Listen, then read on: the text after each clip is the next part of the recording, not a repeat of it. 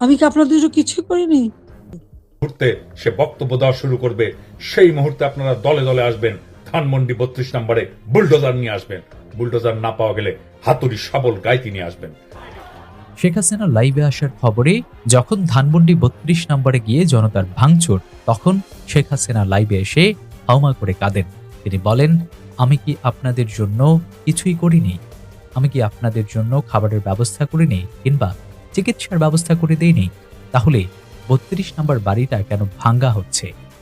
ছাত্র জনতার কাছে বিচার চান তিনি। বিচার চাই, আমি দেশের জনগণের কাছে বিচার চাই। বলুন আপনারা, আমি কি আপনাদের জন্য কিছুই করিনি?